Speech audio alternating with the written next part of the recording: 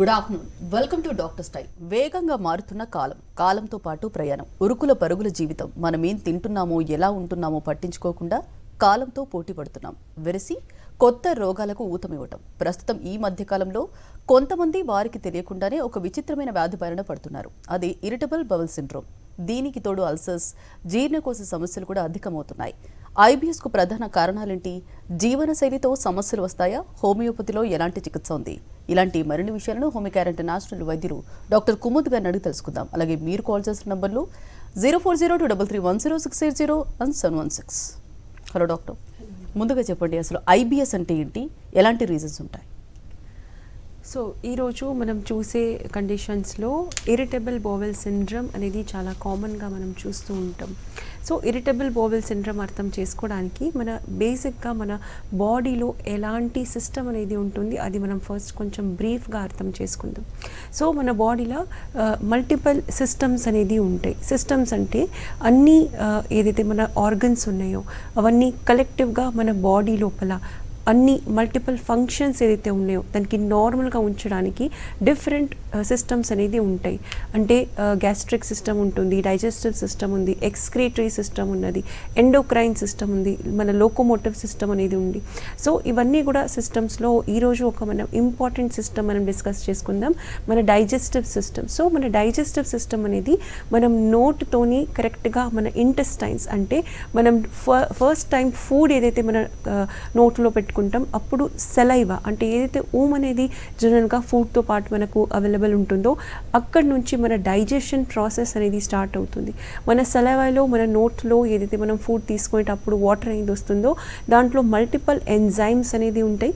ఈ ఎంజైమ్స్ అనేది ప్రోటీన్స్తో ప్రిపేర్ అవుతూ ఉన్నాయి. అవన్నీ కూడా మన ఫుడ్కి సరిగ్గా డైజెస్ట్ చేయడానికి అంటే అజీర్ణం లేకుండా మన ఫుడ్ తీసుకున్న దాంట్లో ఏదైతే మంచి న్యూట్రిషన్స్ ఉన్నాయో దానికి కరెక్ట్గా అబ్జార్బ్ చేసి మన బాడీలో స్టోర్ చేసే పని అనేది చేస్తుంది. సో దీని తర్వాత ఫుడ్ పైప్ అనేది ఉంటుంది. నోటి తర్వాత మనం జనరల్గా ఫుడ్ తీసుకున్నప్పుడు సలైవా ఏదైతే మన నోట్లో సలైవా అనేది వస్తుంది కరెక్ట్గా దాంట్లోపల డిజాల్వ్ అవుతుంది.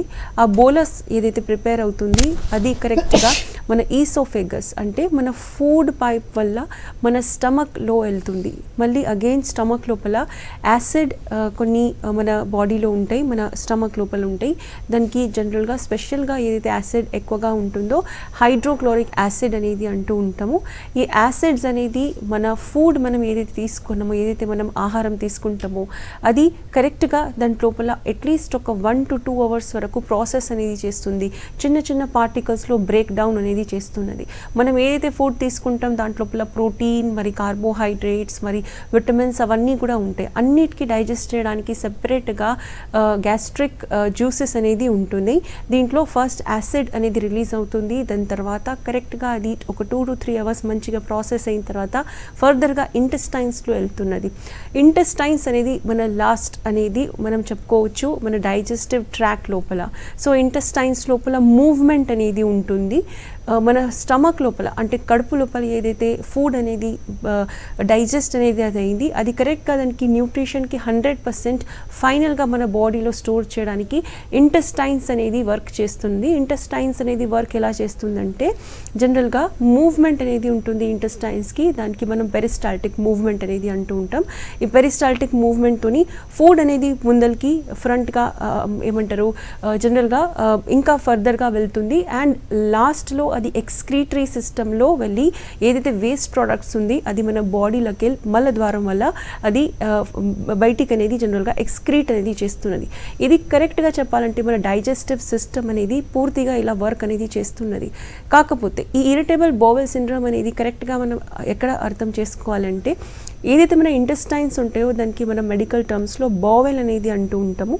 ఈ బావెల్ లోపల ఏదైతే మూవ్మెంట్ ఉందో దానికి మనం పెరిస్టాల్టిక్ మూవ్మెంట్ అంటాము. కాకపోతే ఈ ఇంటెస్టైన్స్కి ఈ బావెల్స్కి ఎప్పుడైతే ఇరిటేషన్ అనేది వస్తుందో అప్పుడు ఈ ఇరిటబుల్ బోవెల్ సిండ్రోమ్ అనేది మన బాడీలో మనకి కనపడుతుంది.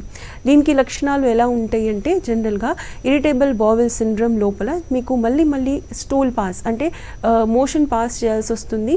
స్పెషల్గా మీరు ఫుడ్ తీసుకున్న వెంటనే మీకు మోషన్ పాస్ చేయాల్సిన ఫీలింగ్ అనేది వస్తున్నది, కొంతమందికి లూజ్ మోషన్స్ అనేది వస్తూ ఉన్నది. దీనికి మనం నార్మల్ టర్మ్స్లో ఇరిటేబుల్ బోవెల్ సిండ్రమ్ అనేది దానికి మనం డెఫినెట్గా అనుకోవచ్చు. సో ఇరిటేబుల్ బోవెల్ సిండ్రమ్ మీకు ఉన్నదా లేదా దానికోసానికి డెఫినెట్గా మనం ఈరోజు క్లియర్గా ఒక డీటెయిల్గా మనం డిస్కషన్ అనేది చేసుకుందాం. ఓకే అండి, మెయిన్గా ఐబిఎస్కు సంబంధించి అంటే ఎవరిలో ఎక్కువగా చూడొచ్చు మనం? ఎస్, సో జనరల్గా ఐబిఎస్ ఇరిటేబుల్ బోవెల్ సిండ్రోమ్లోనే దీనికి మనం కరెక్ట్గా అర్థం చేసుకోవచ్చు. ఎప్పుడైతే ఈ బోవెల్స్కి ఇంటెస్టైన్స్కి అనవసరమైన ఇరిటేషన్ మనం ఇస్తామో అప్పుడు ఇది పెరిస్టాల్టిక్ మూవ్మెంట్ అనేది ఎక్కువగా ఫాస్ట్గా అనేది జరుగుతుంది. నార్మల్గా ఈ పెరిస్టాల్టిక్ మూవ్మెంట్ అనేది న్యాచురల్గా కొంచెం స్లోగా జరుగుతూ ఉన్నది. దీంతో పాటు ఫుడ్ ఏదైతే డైజెస్ట్ అవుతుంది ఇంకా ఫర్దర్గా దానికి మైక్రో న్యూట్రిషన్కి ప్రాపర్గా ఎసిమిలేట్ చేయడానికి అంటే మన బాడీ లోపల స్టోర్ చేయడానికి ఈ పెరిస్టాల్టిక్ మూవ్మెంట్ ఏదైతే ఉంటుందో అది స్లోగా జరుగుతూ ఉన్నది. కాకపోతే ఇరిటేబుల్ బోవెల్ సిండ్రోమ్లో జనరల్గా ఎక్కువగా ఎవరికి జరుగుతుందంటే ఎవరైతే ఎక్కువగా టెన్షన్ పడుతూ ఉంటారో, అంటే ఫాస్ట్గా ఫుడ్ తీసుకుంటూ ఉంటారు వర్క్లో. ఈరోజు మనం చూస్తూ ఉంటాము ఎక్కువగా బ్యాంక్లో కానీ ఎక్కువ మేనేజర్ లాంటి పోస్ట్లో వాళ్ళకి ఎక్కువగా టైం అనేది ఉండదు. సో ఎవరైతే ఎక్కువగా కస్టమర్ ఓరియంటెడ్ వర్క్ అనేది ఎక్కువగా చేస్తూ ఉన్నారు, సో ఇది ఒక చిన్న ఎగ్జాంపుల్. వాళ్ళకి జనరల్గా టైం అనేది తక్కువగా ఉంటుంది, వాళ్ళు ఫాస్ట్గా ఫుడ్ తీసుకుంటూ ఉంటారు, ప్రెషర్ అనేది ఎక్కువగా ఉంటుంది, వర్క్ ప్రెషర్ ఎక్కువగా ఉన్నది. సో డెఫినెట్గా వాళ్ళు ఫుడ్ అనేది ప్రాపర్గా నమ్మలకుండా ఫుడ్ అనేది తీసుకుంటూ ఉంటారు. దానివల్ల డైజెషన్ అంటే జీర్ణం అనేది మన ఫుడ్ ఏదైతే జరగాలో అది అవ్వదు. సో ఎవరైతే ఎక్కువగా టెన్షన్లో ఎక్కువగా మైండ్లో థింకింగ్ చేసుకుంటూ ఫుడ్ ఎవరైతే తీసుకుంటారో వాళ్ళకి ఈ ఇరిటేబుల్ బోవెల్ సిండ్రోమ్ అనేది ఫాస్ట్గా వచ్చే ఛాన్సెస్ అనేది ఉంటూ ఉన్నాయి. సో ఈ ఇరిటేబుల్ బోవెల్ సిండ్రోమ్లో ఓన్లీ అండ్ ఓన్లీ ఎక్కువగా ఎవరైతే మెంటల్ టెన్షన్స్ పెట్టుకుంటారో, చిన్న చిన్న విషయాలకి ఎక్కువగా టెన్షన్ పెట్టుకుంటారో, ఎవరైతే ఎక్కువగా వర్క్ అనేది మరీ ఫాస్ట్గా చేస్తూ ఉన్నారు, లేకపోతే ఎక్కువగా పర్ఫెక్షనిస్ట్ ఎవరైతే ఉంటారో చాలా ఎక్కువగా పర్ఫెక్ట్గా కావాలి, అలాంటి వాళ్ళకి ఐబిఎస్ ఇరిటేబుల్ బోవెల్ సిండ్రోమ్ అనేది మనం ప్రాక్టీస్లో చూసేది వాళ్ళకి ఫాస్ట్గా అఫెక్ట్ అనేది చేస్తున్నది.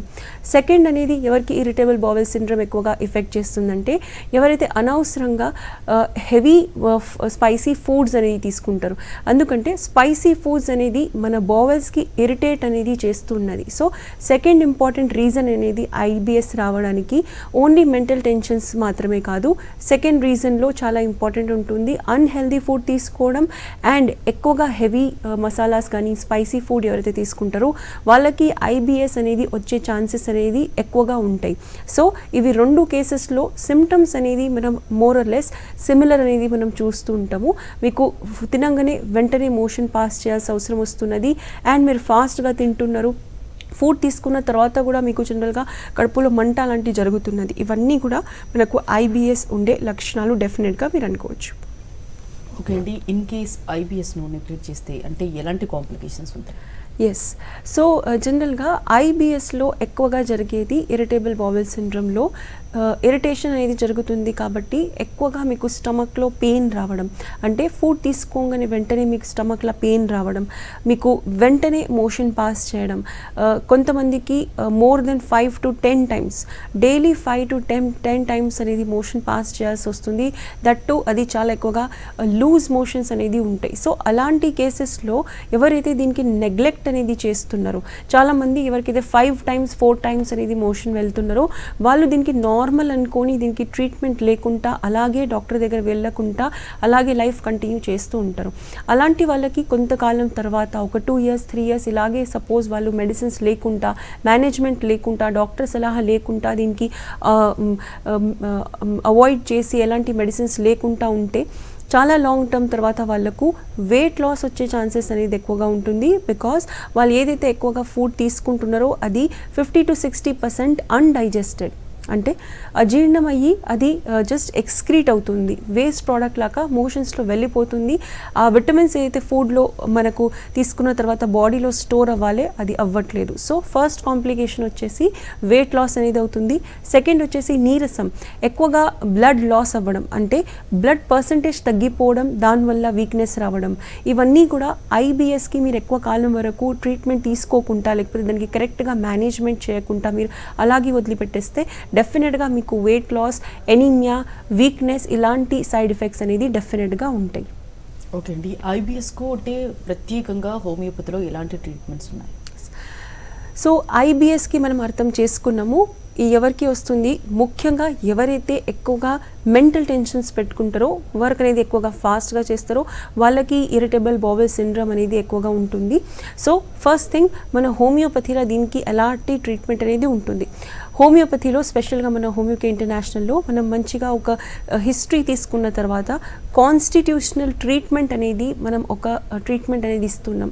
ఈ కాన్స్టిట్యూషనల్ ట్రీట్మెంట్ వల్ల మీ మైండ్లో ఏదైతే అనవసరంగా చిన్న చిన్న విషయాలకి మీరు టెన్షన్ పడుతూ ఉంటారు, లేకపోతే ఎవరికైతే హెవీగా జంక్ ఫుడ్స్ తీసుకునే అలవాటు ఉంది, ఎక్కువ స్పైసీ ఫుడ్స్ తీసుకునే అలవాటు ఉంది, దానికి రీజన్స్ అనేది మనం ఎక్స్ప్లెయిన్ చేసి కాన్స్టిట్యూషనల్ మెడిసిన్ అనేది యూస్ చేస్తూ ఉంటాము. ఈ కాన్స్టిట్యూషనల్ ట్రీట్మెంట్ వల్ల మీరు ఎప్పుడైతే మీ మైండ్ సెట్ అనేది చేంజ్ అవుతుంది, మైండ్ సెట్ చేంజ్ దేనివల్ల అవుతుంది, ఈ కాన్స్టిట్యూషనల్ డోస్ అనేది కరెక్ట్గా మీ హిస్టరీ ప్రకారంగా తీసుకున్న తర్వాత మీ మైండ్కి అది కామ్ అనేది చేస్తున్నది. కాకపోతే దీనికి ఎలాంటి సైడ్ ఎఫెక్ట్స్ అనేది ఉండవు. ఇది న్యాచురల్గా మీ మైండ్ సెట్కి తక్కువగా టెన్షన్ తీసుకునే మైండ్ సెట్ అనేది చేస్తుంది. అండ్ మీకు అన్నెసెసరీ ఏదైతే థాట్స్ వస్తున్నాయి, చాలామందికి ఎక్కువగా పర్ఫెక్షన్తో వర్క్ చేయాల్సి వస్తుంది, అది అనేది నార్మల్ రేంజ్లో అనేది వస్తుంది. కాకపోతే ఇది సైకాట్రిక్ మెడిసిన్స్ అనేది డెఫినెట్గా కాదు. ఓన్లీ అండ్ ఓన్లీ మీ కరెక్ట్గా మీ కాన్స్టిట్యూషనల్ మెడిసిన్స్ ఇచ్చినప్పుడు మీ మైండ్కి అది వర్క్ అనేది చేస్తుంది. కాబట్టి ఈ ఐబిఎస్ అనేది గ్రాడ్యువల్గా తగ్గుతూ ఉంటుంది. దీంతోపాటు ఇరిటబుల్ బౌవెల్ సిండ్రోమ్లో స్టమక్ లోపల ఏదైతే అబ్నార్మల్ యాసిడ్ సెక్రీషన్స్ అనేది అవుతుంది, దానికి కూడా మనం మెడిసిన్స్ వల్ల అది ఆల్కలైన్ అనేది చేస్తూ ఉంటాము. అండ్ మూవ్మెంట్ ఏదైతే అబ్నార్మల్గా హెవీగా ఫాస్ట్గా మూవ్మెంట్ అవుతుంది, అది న్యాచురల్గా మెడిసిన్స్తోని కొంతకాలంలో 6 to 8 months టైంలో అది స్లో జరగడం జరుగుతుంది. సో డైరెక్ట్గా మీకు ఆ ఇరిటబుల్ బౌవెల్ సిండ్రోమ్కి ఏదైతే మనం రూట్ కాజ్ ఉందో దానికి మనం కరెక్ట్గా మైండ్లో పెట్టుకొని మీకు ఒక కాన్స్టిట్యూషనల్ ట్రీట్మెంట్ ఇచ్చినప్పుడు ఈ ఇరిటబుల్ బౌవెల్ సిండ్రోమ్ అనేది న్యాచురల్గా నార్మల్గా తగ్గిపోతుంది, ఎలాంటి సైడ్ ఎఫెక్ట్స్ లేకుండా. సో మరి గ్యాస్ట్రైటిస్ అంటే ఏంటి, వీటికి రీజన్స్ ఎలా ఉంటాయి? సో గ్యాస్ట్రైటిస్ అంటే మనం అర్థం చేసుకోవాలంటే మన స్టమక్కి మన మెడికల్ టర్మ్స్లో గ్యాస్టర్ అనేది అంటూ ఉంటాము. ఈ స్టమక్ ఏదైతే ఉంటుందో మనకి లెఫ్ట్ సైడ్ చెస్ట్ పైన హార్ట్ దగ్గర జనరల్గా సిచ్యువేషన్ అనేది ఉంటుంది, లొకేషన్ అనేది ఉంటుంది మన బాడీలో. సో జనరల్గా ఈ స్టమక్ అనేది ఒక సి షేప్లో ఉంటుంది, రివర్స్ సి షేప్లో ఉంటుంది. అండ్ దీనికి అప్పర్ పార్ట్కి మనం ఫండస్ అనేది అంటూ ఉంటాము. సో ఈ పార్ట్లో కొన్ని గ్యాస్ట్రిక్ జ్యూసెస్ అనేది రిలీజ్ అవుతూ ఉంటాయి. స్పెషల్గా హైడ్రోక్లోరిక్ యాసిడ్ అనేది రిలీజ్ అవుతూ ఉన్నది. మన స్టమక్ లోపల ఏదైతే లొకేషన్స్ ఉంటాయో పై భాగంలో యాసిడ్స్ అనేది సెక్రేట్ అవుతూ ఉన్నాయి. సో అది మనం డిస్కస్ చేసుకున్నట్లు మన ఫుడ్కి సరిగ్గా డైజెస్ట్ అనేది చేస్తుంది.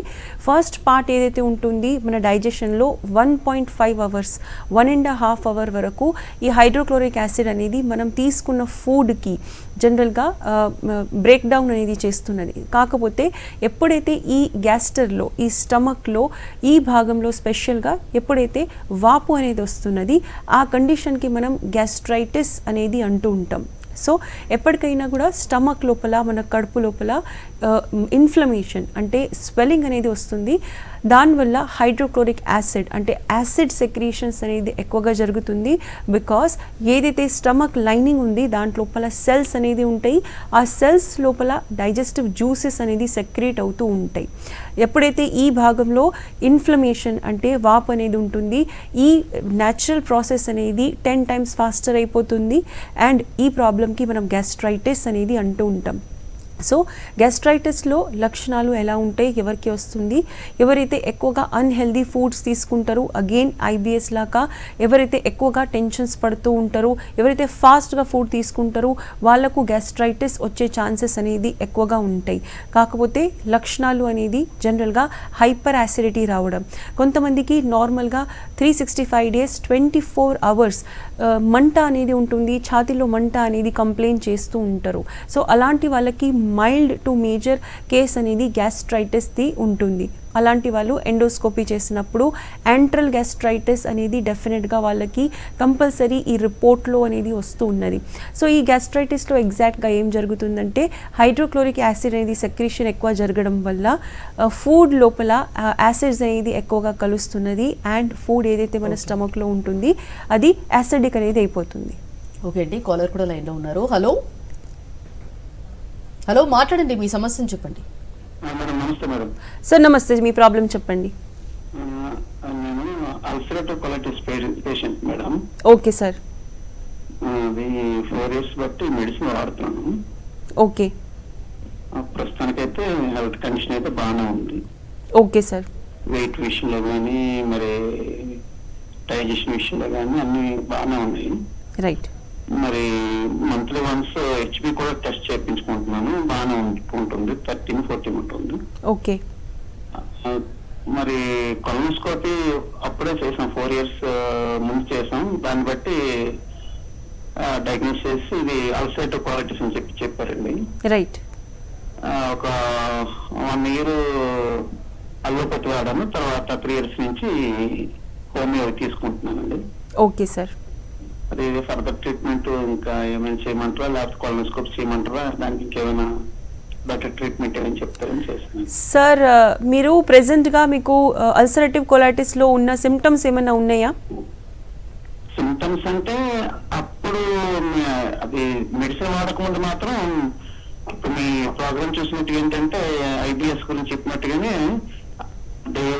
వన్ డే ఇంచుమించుగా ఒక 4-6 times మోషన్స్ కి వెళ్తాం, తిన్నంటనే మోషన్ వెళ్ళాలనిపించడం, ఇరిటేషన్ కడుపు ఇరిటేషన్ గా బ్లడ్ పడేది మోషన్ అవుతుండగా.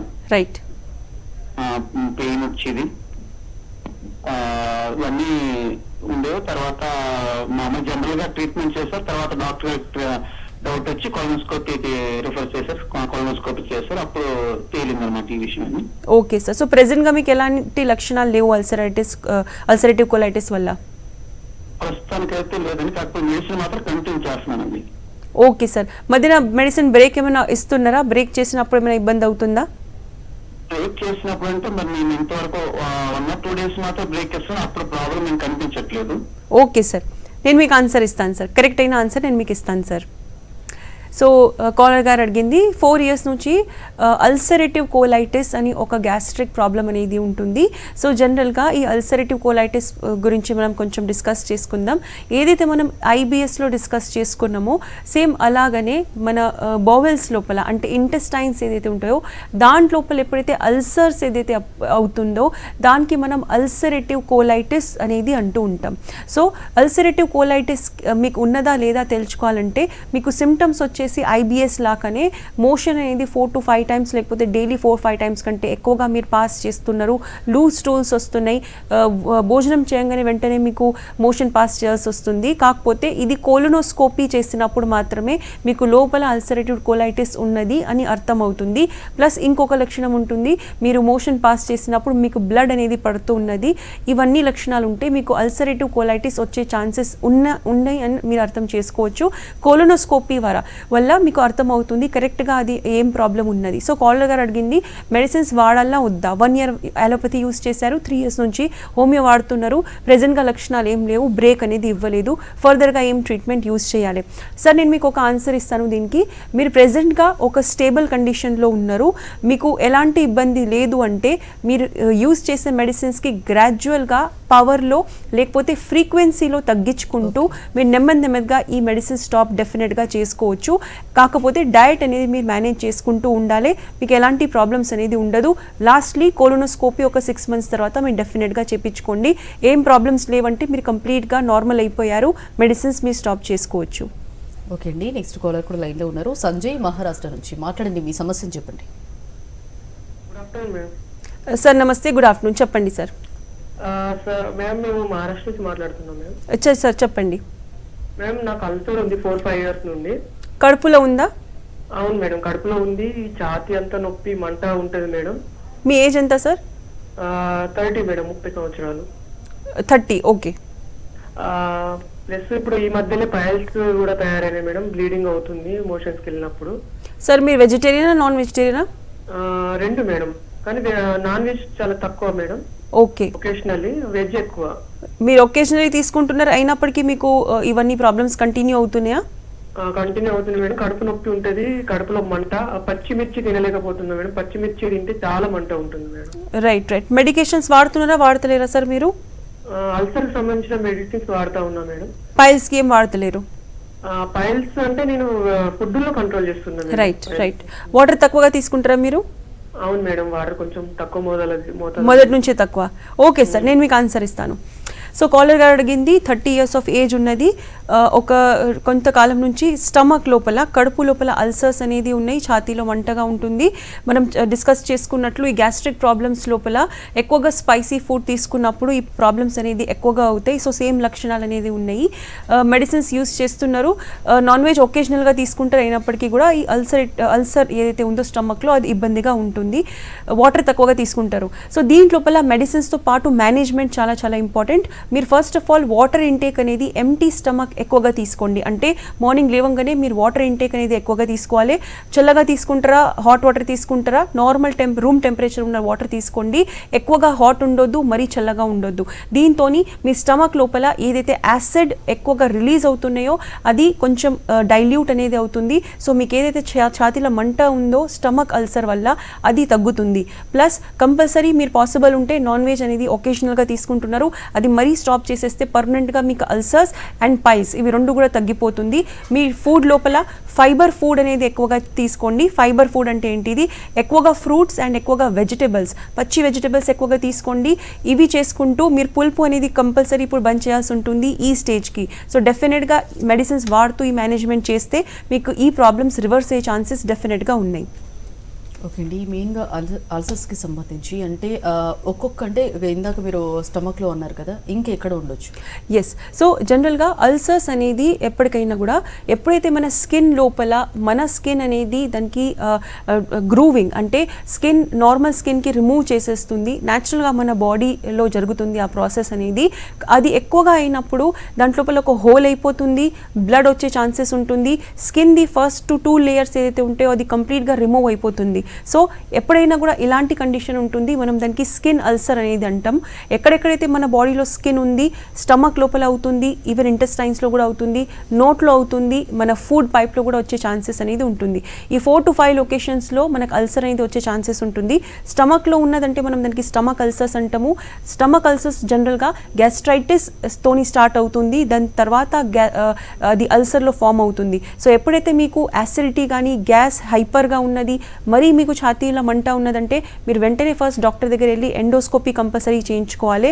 ఇలాగే మీకు మోషన్స్లో ఎప్పుడైనా కూడా ఎక్కువగా బ్లడ్ పాస్ అవుతుంది, లేకపోతే మీకు మోషన్స్ ఫ్రీ లేదు అంటే కంపల్సరీ మీరు ఎక్కువ కాలం వరకు దీంతో మీరు బాధపడుతున్నారంటే మీకు అల్సరేటివ్ కోలైటిస్ ఉండే ఛాన్సెస్ ఉంటుంది. స్టమక్ పెయిన్ అనేది కంటిన్యూస్గా ఉంటుంది. ఇరిటబుల్ బౌవెల్ సిండ్రోమ్ లాగానే మీకు మోషన్స్ అనేది ఫ్రీక్వెంట్గా వస్తూ ఉంటుంది. సో ఈ అల్సర్స్ అనేది మన బాడీలో డిఫరెంట్ పార్ట్స్లో వస్తుంది. అల్సర్ అనేది మేజర్గా ప్రాబ్లం అనేది ఉంటుంది. బికాస్ అల్సర్కి మీ ట్రీట్మెంట్ లేకుండా ఎక్కువ కాలం వరకు ఉంచితే ఫ్యూచర్లో అది క్యాన్సర్లో మారే ఛాన్సెస్ ఉంటుంది. కాబట్టి మీకు ఎప్పుడైనా కూడా అల్సర్ ఉన్నది అని చెప్పారంటే డెఫినెట్గా దానికి ప్రాపర్గా ట్రీట్మెంట్ తీసుకోవాలి. ఫుడ్ మేనేజ్మెంట్ కూడా మీరు చేయాలి.